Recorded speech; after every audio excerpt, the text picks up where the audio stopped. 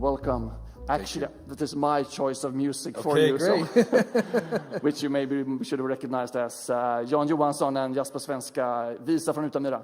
Welcome here. Have you been to Sweden before? I have, but I'm usually here in the winter, so I need to come back in the summer sometime.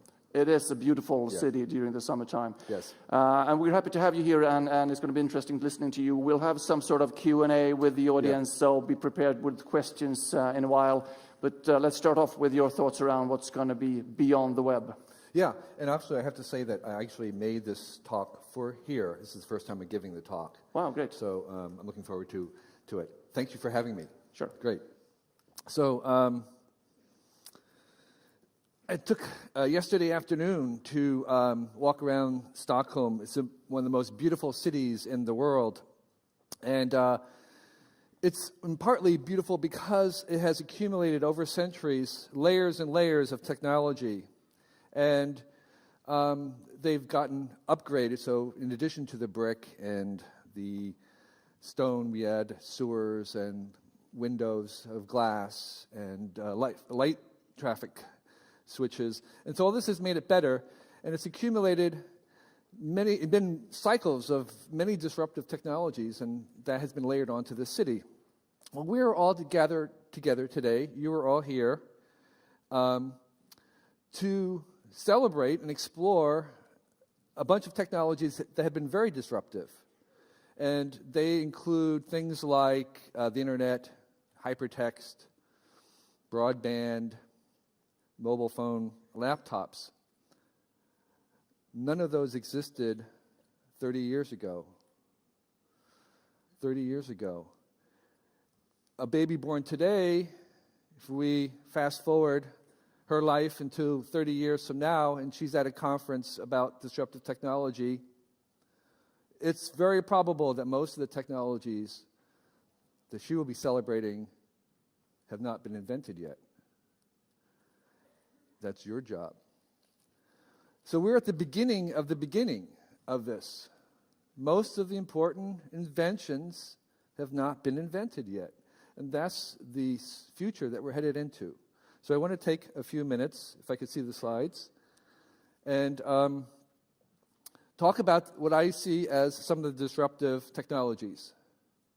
So, can't tell if there are slides. Can I see the slides on the monitor, please? I can't really see where they are. Okay, so the big technology is big data. That was the thing I don't need to say very much about because everybody knows about it. It's been talked about a lot. And then the second disruptive technology is the cloud. And the cloud is that place that all this technology and data is being stored in.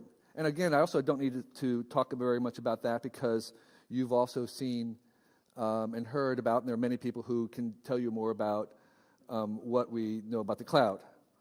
And I guess I need to turn around here. So the major thing, though, is that there's this combination of these two together.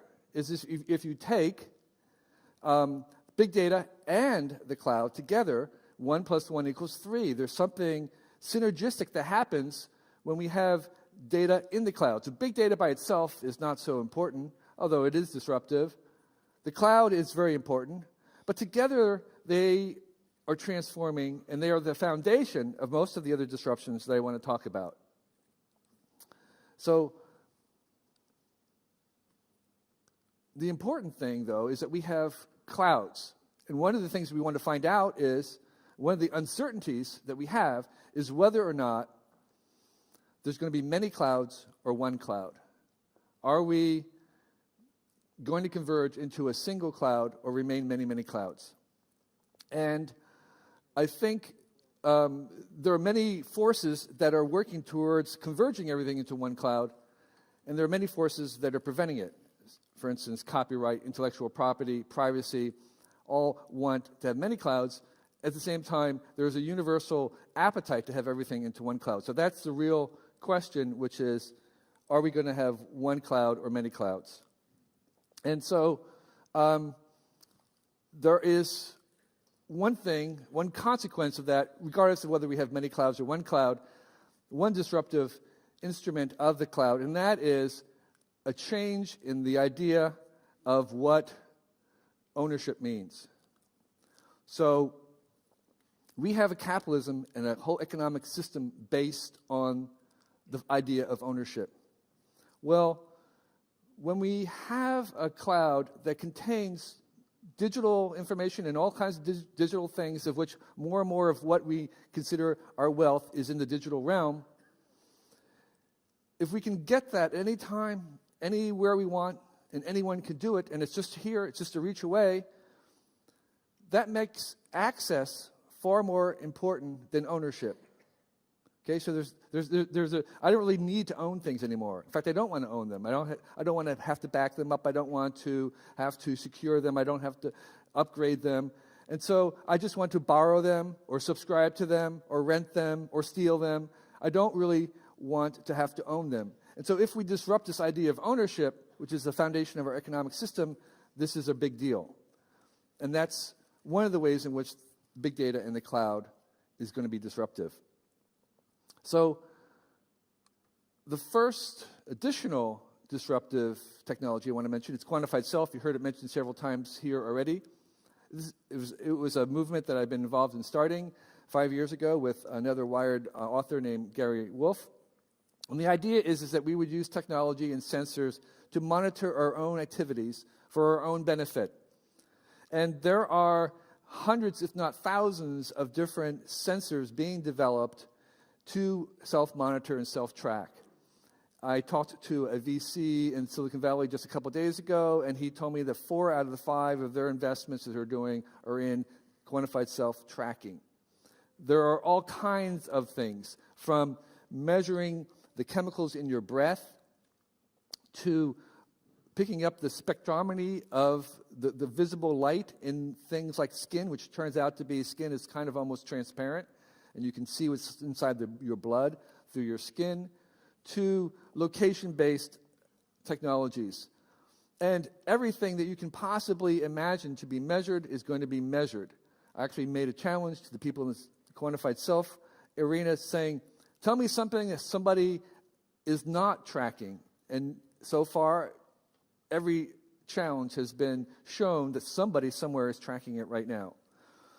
There are all kinds of things, some of them more invasive than others, but all of them are tracking and self-tracking our activities.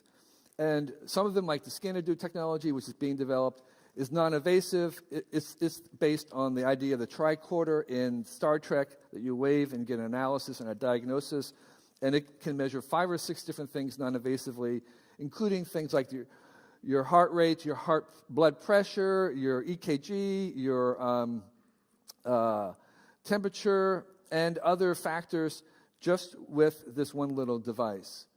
That's just to give you a glimpse of the kind of technology that's coming along. This is a snapshot of the things for sale in the Apple Store, and there are 22 of them that are all quantified self-related. And the rumors are is that Apple and their watch that they're making will also have some of these quantified self abilities, and maybe like the iPhone, their investment into this will tip the culture in a certain direction, understanding that this is really here now. But the things that we measure are all kinds of health-related things and location, from, again, all kinds of bodily functions. But the idea is that you can track this 24 hours a day all your life. That can change medicine because, in fact, medical procedure is based on some statistical average and not your average. So a lot of this stuff is exercise-related, health-related. There are hundreds of startups and apps, billions of dollars in health money flowing into this.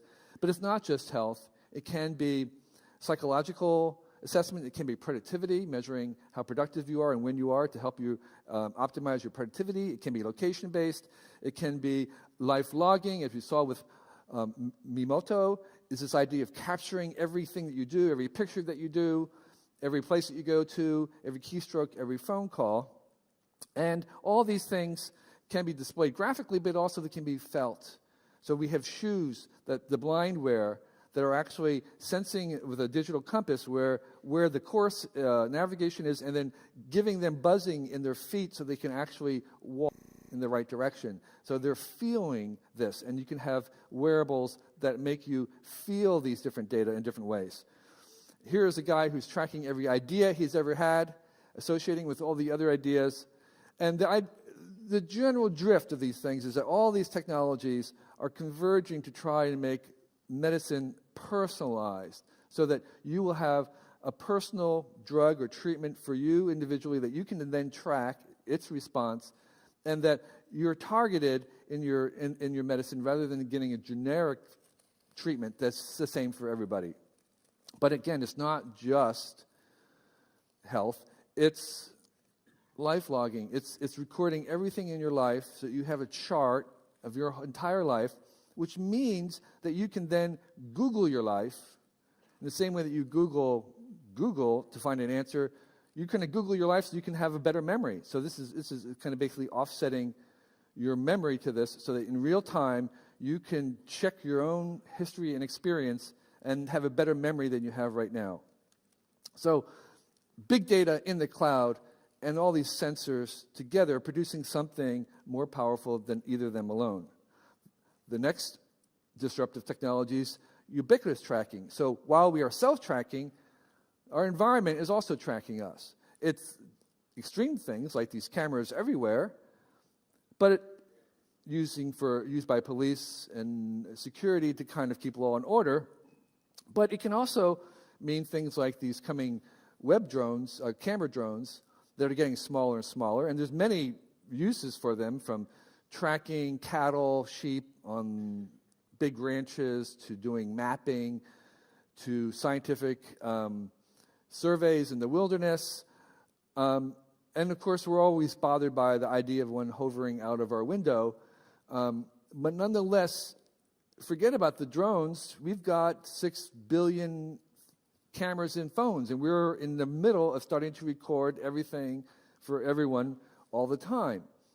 That kind of observation is feeding into this world. So we have live streaming, we have constant photographs, but we also have location, checking where we are. Sometimes we are voluntarily checking in, other times it's tracking us, and we can kind of get to this point of seeing in Minority Report, the movie, a movie that actually worked on with Steven Spielberg to make this kind of future, where there's the Tom Cruise character running through an underground city, and the ads are tracking him as he goes through. So it's not the police or the city tracking him, it's the advertisers who know where he is. And that's another version of this environment sensing us, knowing that we are here and not someone else, knowing where we are and where we've been. That I'm sitting in this chair in my office and not someone else, that I'm in my house and that lights are turning on, all these kinds of imagined things because the environment is tracking us. So we have a big data cloud, we've got self-tracking, and then we have environmental ubiquitous tracking. In addition, we have wearables, and wearables are things that wearing computation, not just the sensing, but we have computation and the display. And so the most famous coming view of that is the Google Glasses, which, in addition to the fact that they have a camera, are also have little tiny screens that you can look up and see, check your mail, or do this other kinds of assessment of someone that you've met before, or the face recognizes and tells you where you last met them, what their name was, etc. So this is the idea that we take the intangible world that we have, the intangible world of bits and pixels, and we overlay it onto the material world, the world of atoms and molecules. And so that the two worlds are sort of united and married in this new view of wearables, where we're wearing the view of this intangible world on our physical world. And we can see many different approaches to that, so that the display of this world that's invisible to us yet pervasive, we can see and manipulate and use.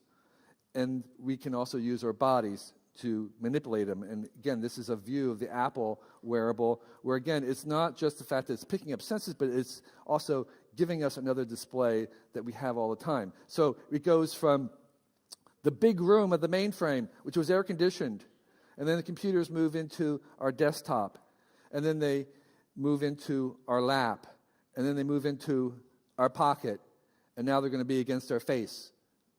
Next, they'll be in our head. So the big cloud, the big data, self-tracking technology, ubiquitous tracking, and then this wearable display where the displays are everywhere. And part of that is this idea that when we do that, we change our input. So we no longer have to talk to a computer just with the tips of our fingertips. Okay? If we go to the world of ubiquitous computing, we can do this, which is, again, a scene from the Minority Report that I worked on. The idea that we're standing interacting with our computers rather than sitting, that we're using our whole bodies, we're using our arms and moving things around. As you remember, Tom Cruise was conducting, like a symphony, he was conducting the information. And we saw the same thing in Iron Man, where you're moving around these big data sets, using your whole body and your body language. Everything. And I think that if I was to make a science fiction movie and talk about how they would be using computers in a century from now to make sure it was believable, they wouldn't be typing. They would have their own sign language.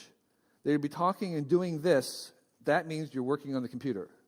Because the computer's reading with your glasses or some other place, it's actually reading your body language as a way to understand. We already see this with Eyetracking in a laptop. The little computer can look at your eyes, tell where you're looking. Here is a web page that tells you where the most attention is being given from people's eyes. But it can also tell whether your mood, whether you are engaged or distracted. And just as we would respond to someone talking, and I could tell whether you're paying attention or whether you're drifting away, I can change what I'm saying. In the same way, this thing becomes adaptive. So we take a book or a movie or a web page, and it would change depending on whether you are showing interest, whether you are confused by a passage or a particular word. And so it's an adaptive sense that is responding, looking at you. So every eye and camera that we make that looks out will look back at us. And of course, voice, the other gestural input, is coming, and we can see that in places like Siri. So we have the big cloud, big data. We've got self-tracking. We've got ubiquitous tracking. We have this display and overlay, including their own overlay of our bodies interacting. Flexible displays is yet another disruptive technology. We're seeing this happen. And what this means is that any flat surface can become a screen. Anything that's flat will be a screen. Clothes, anything can become a screen. And so, again, we're coming back to the wearables. You can wear this stuff. But if you have a flexible screen, it was very cheap. An ebook doesn't have to be a plank like a Kindle. It can be pages in a book that you turn. Our whole culture was based on, Western culture was based on the book. We had the Bible, we had laws, we had scripture, we had authors and authority. We were people of the book, and now we are becoming people of the screen with screens everywhere. So if you can just imagine that every flat surface in this room becoming some kind of display, and how that changes our sense of living inside of this rather than being outside. So that's the big cloud, the data, the quantified self-tracking, and then this immersive sense of being inside it. And part of that, of moving these digitals around, is 3D printing. So you have all this stuff, and then again, it's a way to connect the digital world into the physical world. We can print out from a digital file anything we need, and in the very beginning, it's very simple. But the idea is that you move manufacturing itself, becomes digital, into your bedroom or your house, or maybe there's some neighborhood version of it, and anything can be made. Right now, it's moving at a very fast rate. And so the manufacturing, which was once a distant, obscure thing, the same way printing was, becomes desktop nearby. And that also transfers how things are made. And most importantly, we can make things with this new printing that we could not even make before. So there are shapes and sizes of things that simply were unable to be made in a factory before that can be made in this new additive manufacturing process. Sometimes we'll have a big neighborhood factory-style 3D printer for certain things. And we can also print very small that we've never been able to do before. This is a micro electron scale thing, just to show you how small some of this printing can get. So combined, we're going to move manufacturing and making of things from a factory into something that is very close. And again, it's the same issue of making the digital world combined with the physical world. Personal robots. Again, another aspect of the physical, the digital becoming physical. We've had robots, industrial robots, for a long time. What's new? What's new is that they're cheap and programmable enough for an average person to use. We've had computers for a long time. Personal computer changed that by making it something that anybody can use. So we have had Roombas, which are very specialized cleaning robots. And we have things like this robot that has been programmed to find its own plug and plug itself in. It roams around the office, and when it wants to be recharged, it can actually find its own plug and turn it in. But the kinds of things we're talking about now are more example by this robot called Baxter, which is a personal robot, meaning that it is able to be programmed by anybody. It doesn't require an engineer, and it can work nearby people because it's aware of people around them, and it can be programmed by showing it what to do. So you can show it what to do, and that's how you program it. That's an ordinary industrial robots. That's the robots making the Tesla electric car. But this is Baxter at work in a garage as a robot. It's only $20,000 right now, and it can be programmed in the way that's similar to a kind of a drag and drop. The old robots had to be programmed with, Fortran and lots of code. This one is kind of just, you show it what to do, and you move its own arms, and you do something, and it watches you do it. This kinds of thing is going to bring, again, manufacturing back from the third world, where there's cheap labor, into the industrial countries like Sweden, where the advantage will be to the technologically advanced, because you can actually have a robot that will work as cheap as anybody in China will, and it's something that will get better every year. So we take, again, the way that these robots work and the way that they're improved is they're taking their data and their smarts from the cloud, from the big data, and we're bringing them into this world where we're combining the digital and the physical. And another example of that would be self-driving cars. We've heard about those. We've wanted them for years. Here they come. Google's doing it. They are smart because they are not just going down the road looking. They're actually using all that data from Street View outside the big data and the cloud to make them smart so they can drive. And the real change, I think, will come is that our cars will turn into offices, in the sense that we will, if we don't have to drive, what else can we do? That we can do all kinds of things inside, and so the re-envisioning what that vehicle becomes is a huge disruptive point in our lives. And by the way, right now, your brakes are smarter than you are because they're run by a computer. So it's a computer that's not an AI, it's what I call utilitarian intelligence. We'll never reach AI because AI will always keep being redefined. Whenever we make something really smart, someone says, well, it doesn't do that. It can't be AI. So AI is sort of an unreachable goal. So I like to call it utilitarian intelligence, meaning that it's smart enough to do what we need to do. And examples of that would be like Siri. Siri is obviously not another person, but when you speak, it understands and it can answer your question. It's good enough, and it's getting better. There are utilitarian intelligences that can diagnose and read x-rays, that can go through legal documents for discovery evidence, it can fly planes, and as I said, it can brake better than you can brake in your car. these are not AIs as unique people, but these are AIs as utilitarian and good enough and getting better.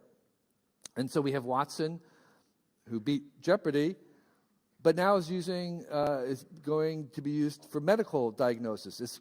It's doctoring. It's become a doctor. Now, it would not replace your doctor, but for most people in the world who don't have a doctor, it will be better than no doctor. And it will do many of the doctoring things that your doctor doesn't have to do and won't do anymore. So that is the utilitarian intelligence, and it's becoming much better, much faster than most people realize. We can translate. Google Translation is one thing, and then in games, if you're playing a game, there are tons and tons of these other characters that are not quite human, but good enough for a game. Just a couple of examples of how we use utilitarian intelligence. So the reason why it's intelligent is because it's plugged into big data and the cloud, and we add that utilitarian intelligence to the other things that we're talking about: sensor data, tracking, ubiquitous data. In robotics, we get something very, very powerful. We all heard about Kickstarter and crowdfunding. I think this is a really disruptive technology. Yes, it's produced lots of new products, but there's a place that it's going to that's really, very special. So far, the total number of crowdsourced Kickstarter and other related programs have been 3 billion. Last summer, I did a Kickstarter program which was successful. It's a truly new way to fund innovation. But not everybody doing it actually needs the money. There are some of the big companies doing crowdsourced programs just as a marketing device to see and probe whether there's a market for this. And so it's being used not just to raise money, but also to see and create fans and customers.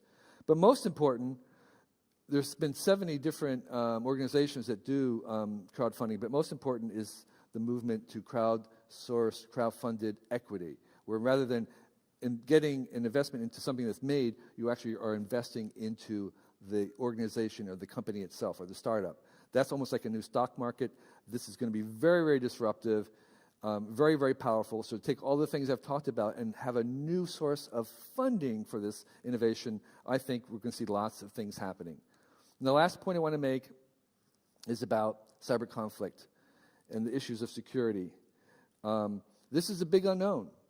And the reason why I mention it is, yes, there's kind of China and the U.S. and all kinds of state factors being involved in cyber crime and cyber war. Right now we have lots of the big companies, Facebook and Twitter and Evernote. Everybody has admitted to being hacked by the Chinese. This is going to affect everybody who is in this realm. Not that necessarily the Chinese are going to hack your place, but it's the fact that we have to adjust our expectations, we have to adjust our technology because this is happening. It's like there's a war at foot, and we're going to be caught in it whether we like it or not. This is the famous building that presumably all the Chinese hackers are coming from. Whether that's true or not, we don't know, but we do know is that there is a large-scale threat to the way we do things. We don't have a backed-up internet. We have only one internet. If it should go down, we're really stuck. We should have a backup.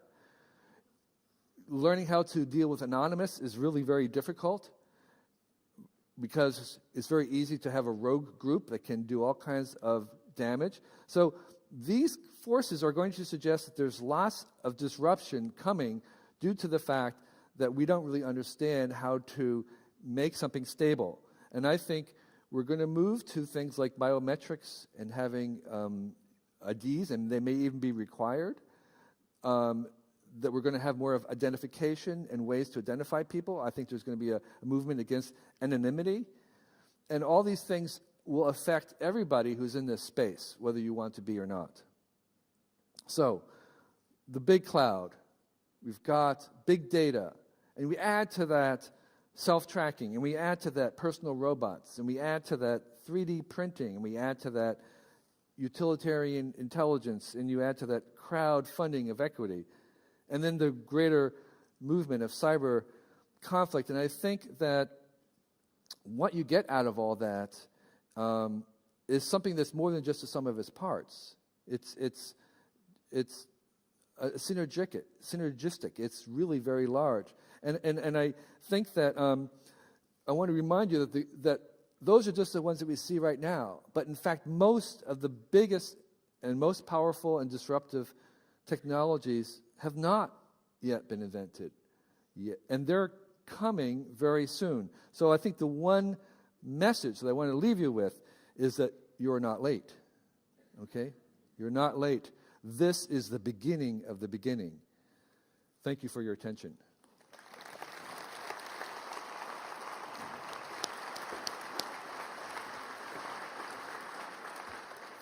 Thank you very much, Kevin, and thanks for those thoughts around the future. We'll be happy to have questions from you guys in the audience to Kevin. So Yasmin will bring around the microphone in a few minutes. Be prepared and raise your hand if you would like to ask a question. First of all, for my few thoughts when I listen to you, it is a lot of technology in this, a lot of technology-driven development. Do you see? How much do you think that other discussions, sort of like the society or more sociological issues, will affect the future going forward? Is it going to be technology-driven, or is something else that will change our societies? No, I'm very much believe that most of the changes we've seen in the past have been technologically driven, and that most of the social changes that we have will have at their core some technology somewhere. I mean, obviously there are other things going on. For instance, I think that one of the biggest challenges that we have as we go forth with all this technology is our own identity. I think that we're going to be in an ongoing identity crisis for the next 30 years or maybe more, as these robots and AIs and gene therapy all start to change our idea of what we think humans are about. What are we here for? What are we doing? What makes a human? What's not a human? And so these questions are going to be nibbling at us, and they're all brought by technology, but that in itself, that identity thing will have many social repercussions as we try to define what humans are, as we try to define what it means, who gets the jobs. All these issues will play out in a secondary way, but I think fundamentally it's being driven by technology. But do you think that looking forward maybe 30 years or 15 years, do you think we'll have a different view of what is to be a human? Absolutely. I think it's changing already. Every day we have different ideas. The biggest idea that's changed is this idea of a human being fixed. And I think what's changing right now is we understand that our own humanity is changing, so that we're different beings than we were 1,000 years ago. And I think as we go on and start to mess with our genes and other things, our minds, we'll understand that there is no fixed humanness, and that it actually is something that's in constant change. There is obviously, as we talked with Martin previously on Memoto, around must be issues when it comes to sort of integrity, legal issues going forward. Do you think that we need to make big changes in the areas of legal, for example? Absolutely. I think that laws basically will just sort of lock down what is commonly agreed on. And right now, technology is changing what we agree on. So the laws will always lag a little behind what's socially accepted. And so we're changing our idea of what's socially accepted, and that's being done because of technology. And so it will take some time for the laws to catch up. And what's really clear is that in the world of the digital, anything that can be copied will be copied. And so therefore, the value in a copy becomes less and less, and the value of things that can't be copied becomes stronger, and that's what the economy is going to be based on, is things that can't be copied. And so the copies themselves are just going to have to go away. So we have had to focus on copies, and that in a law, and that has to change away from the focus on copies. I should mention maybe that, which you might know, that we last year got some responses from the audience, you guys, that we should invite our politicians to come here and listen to all the ideas that we have. And we did that this year. So we invited all the political parties in the Swedish Riksdagen, Riksdagen, Yeah. can come to come here, and a few of them has actually shown up. So I'm very happy for that, and to have that discussion going always with those guys as well. Let's have some questions or thoughts or comments on Twitter, maybe. Miriam? Yes. People think it's nice that they're not too late, that the greatest inventions will be in the next 20 years. There are a few questions. Mika Pavlo says, everything you can imagine being measured will be measured. Sure, but will the data be used? So this is one of the great challenges, is that we are going to produce the volume of data that is beyond our imagining. In fact, if you look at the suffixes, the Latin suffixes that they use for large amounts of data, we had megabytes and gigabytes and petabytes, and then after that there's exabytes, and then there's yottabytes, and then we don't have any more words. We actually don't have names for this, but it's going to be. We have Google. We have Google, right? Google. Which was actually a mathematical term at one point. It meant a very large amount, and I think that we're going to be entering into this realm of so much data that we don't even have the current mathematical or intellectual tools to navigate through it. So learning how to deal with this data that we're creating is going to be one of the big challenges, one of the big opportunities for people here to figure out how to deal with that when your own body and your own life is making exabytes of information, which until recently did not even exist in the entire world. So I think it is a huge hurdle, but I don't think it's insurmountable. I think it's a fantastic opportunity. Let's have a few questions from the audience. And the first one is Amer, is it? Yeah, it's me. I just have a question about crowdfunding. What do you think about the fact that anyone can invest, without doing any proper research, and just because it's hyped right now, the company, and what happens when most of the companies actually fail? Right. So I think we can't go from the Kickstarter of today where anybody can just put $25 into a product and get the product. One of the things that's happening is they're evolving risk factors and requiring people, if they make something, to disclose risks. And if you were to invest into a regular startup, there's a long procedure of due diligence and research and risk disclosure. And I think some of those things will come to the Kickstarter version of crowdfunded equity. There's nothing that is done that necessarily couldn't be done, and I do agree that it should be done. And there certainly is going to be $1 million failure somewhere along the line. Someone will raise some money, and it'll be a complete failure, and people will be burned. And I think that that will just be part of the common knowledge, is that yes, this is very risky, that you may lose money, and I think that has to be part of the process. I don't see, it's like gambling or lottery. Everybody understands that you're not going to win in a lottery. Most of the time you're going to lose. That doesn't stop people from doing it. So I think we can evolve and develop these kinds of tools to make that kind of risk disclosure, due diligence much faster than it is right now, and affordable at the level of a crowdsourced equity. Great, thanks. Another question from the audience? Someone here? Yeah. Stefan? Hi. You say the beginning of the beginning, and then given that we already see the phenomenon we call jobless recovery, and what's your thoughts on the future of human labor if technology is already not only making us more productive, but even better than us? Yeah, so the question is, okay, the robots are coming, they're doing it so well, what can we do?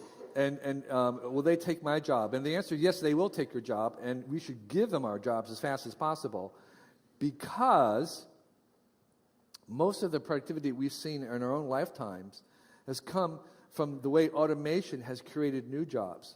So actually, there is evidence that automation, although it throws away jobs or takes jobs, will in the long term create more jobs than it destroys. And so if you were to go back 150 years, 70% of people in America earned their living on the farm. They were farmers. And you told them, hey, in 150 years, only 1% of you are going to be farming. And they would say, what on the earth are we going to do? You would say, like, well, web design. And they would say, what? What are you talking about? How is that useful to anybody? And so, but that's what is happening. Is the first round of the robots, they do the jobs that we don't want to do. And then the second round is they do the jobs that we can't do. And then we invent robots to do jobs that we had never thought of, that needed done before. And then the fourth one is that the robots help us to discover a new job that nobody had ever thought about before, and we didn't know we wanted, and it was not possible until they came along. And so that is the pattern. And so, yes, there's not going to be very many people working in factories, but there's not very many people working on farms either. We don't complain about that. That's great. And so I think the long answer, or the short answer to your question is that robots and automation creates more jobs than it destroys. Great, thanks. Do we have any other questions from Twitter? Yes, we have a question from Anne-Marie. There are big possibilities with life logging, but how much time, work, and engagement does it take? Yeah, so that's one of the things about data. You saw all those charts. Well, there's always a kind of a trade-off between, let's say I'm tracking my weight or something. How much do I want to know about it, and how much do I want to make it automatic? And sometimes there is a sense in which you by paying attention to it, you can change your behavior. And other times you're just like, I don't want to know about it unless it's a problem. And I think that when we're talking about behavior change, we often want to make that information sensible to us. I don't think our brains are really evolved to process data and look at charts. We want to see it in some other way. So a lot of this stuff in quantified self has to be translated into something that is meaningful for us. But most of it is actually not going to be seen by us at all for most of the time. Right now, we don't know what's normal for you, but if you were to get sick, it'd be really great to have some baseline, something that you knew was normal for you. And so a lot of this stuff is just collecting it to be used into the future because it's free. Why not collect it? Then when you are sick, we know what you were like when you weren't. So I think most of the data is not going to be surfaced to our consciousness. Some of it is when we need to, and when it does, it may not even be in the form of numbers. Great, thanks. Do we have any other questions from you guys in the audience? Raise your hand. It's a little bit difficult to see, but if you'd like to, we have a microphone. Yasmin go ahead. Great, thanks. Hi. I was disappointed twice during your speech. The first time was when you said AI won't happen in the foreseeable future. And the second time I was disappointed was when you said in the 22nd century we'll sort of talk to our computers with our hands. Yeah. And I think, when will it happen that we have an I/O to our brain? Right. Because I saw something on TED just a year ago, and I literally cried because he was actually controlling the computer with his mind. Yeah. And that would be disruptive. Yes, I agree. I think we will have AI, but we won't call it AI. We won't admit to it. That's my point, is that we'll constantly not admit to having AI, although it will come. In terms of coming into your brain, I do think that is coming, and I have actually used those things that control by thinking. You can actually move things around just by thinking it. And I played a game of ping pong just by thinking the ball back and forth. That's already here. The reason why I don't think it's disruptive is I was talking about near term, and I think myself, having experienced it, it's still a number of years away. But it is coming, and it will come. And as I said, first the computer is a room, and then it's here, and then it's here, and it will go into our heads. That's coming. But I just don't think it's in the 20-year horizon. Do you think we will get to a point where we will think that this is too much, where we will stop this development, that way we should think that now it's interfering too much on my body? I think we'll make that. Yes, I think that individually, all of us will decide that we're not going to do this, but we'll do that. But it's going to be very idiosyncratic. That's the pattern I have noticed. The only people who do it as a group are the Amish. they kind of collectively decide what they're going to adopt. But individually, people have this very interesting thing. If you talk to them, it's like, well, I do this, but I don't Twitter, or I listen to music, but I only do vinyl, or I do photography, but the old school film. There is an opting out, but it's very idiosyncratic and not uniform. So you may decide, okay, I want everything. I want to change my genes, but I'm not going to have that thing in my brain. And I understand that. But I think there will be people who will do it. And so as a society, we won't have society-wide. We'll just have individual choices of someone deciding, well, I'm a vegetarian. Well, I'm a naturalist. I don't take that thing in my brain. And other people will say, yeah, bring it on tomorrow. I'm ready to go. Right.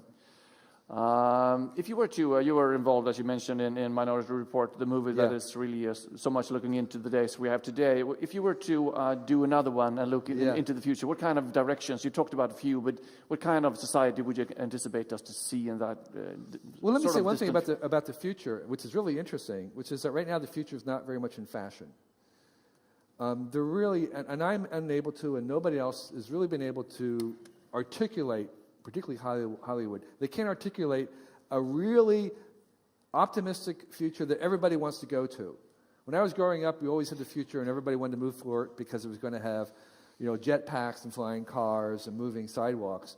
And then we become burnt over the years because we understand that those jetpacks have a bad consequence, their pollution or whatever. So we're very skeptical now of any vision of the future, and there's almost no future that people are kind of rushing to. And so I don't have a full embodied vision of where it's going to, and we're not utopian anymore. Nobody that I know really believes the future is going to be this place without any kind of problems. And so we're really kind of very jaded about the future. All I can say is that people feel that what's happening right now, particularly in the internet world, is very important. It feels very important. It feels as if we're making a world in which everybody can be connected to everybody else, and that feels good. And I think we don't really have a sense of where it's going to go in 70 years or 50 years. All that we know is that we suspect that connecting everybody to everybody else is a good thing, and that will happen. Two final questions from me before we do something else, but let me know if you have any questions. Yeah, one over there, great.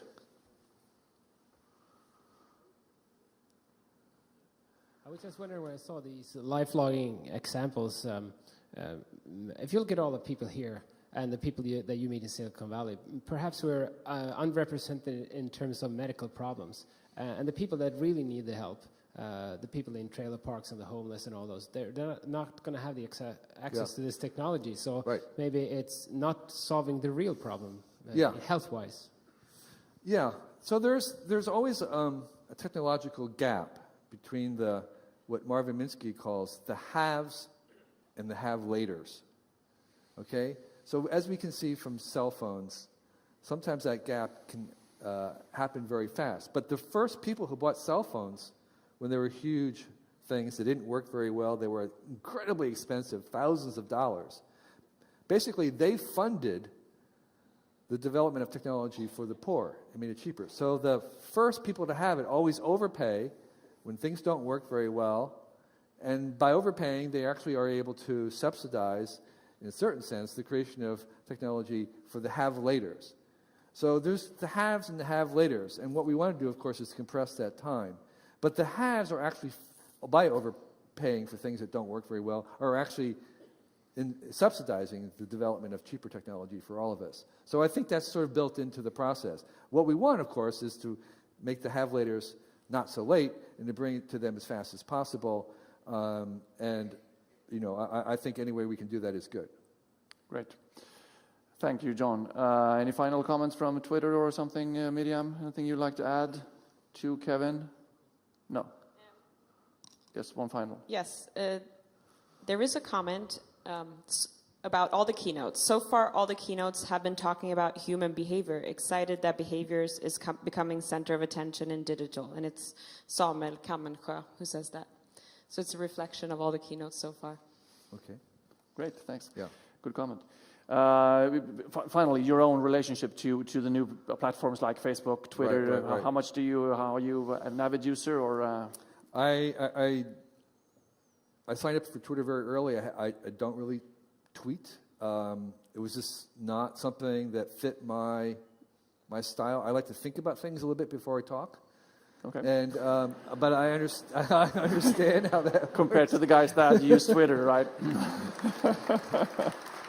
I understand that, and you know, we don't have TV in our house. Never had. Our kids grew up without TV. I had 3 kids. Wow. So we didn't have TV, but we had internet and Netflix very early. So, I think that I would. My job requires that I try most things, but I feel under no obligation to adopt everything. And as we make more and more of these, the number of possible things that we're going to create in a year will just overwhelm any person's ability to adopt it. So we should feel no embarrassment about letting things go by. I think, and in fact, I think in the future people are going to define themselves somewhat by what they don't do. Like we have, vegetarians, I don't eat meat or whatever. So that's sort of part of what, so we're kind of going to be defining ourselves by what we let go, by what we don't do, rather than by what we do. Okay, great. Yeah. It was a pleasure having you here on stage, and I think you'll have great reviews on Twitter, which you won't read, but it's, sorry? Yeah, we'll have the picture. Sorry, Richard, how's it going? Richard, Is it, are you proud of that? I think it came out okay. It should be, great. Thank you. Thank you so much, Kevin. Pleasure. You will also be joining Jocke and Ada in the studio right now during the break, and we'll see you around. Thank you. Thank you. Thank you for coming. Yep.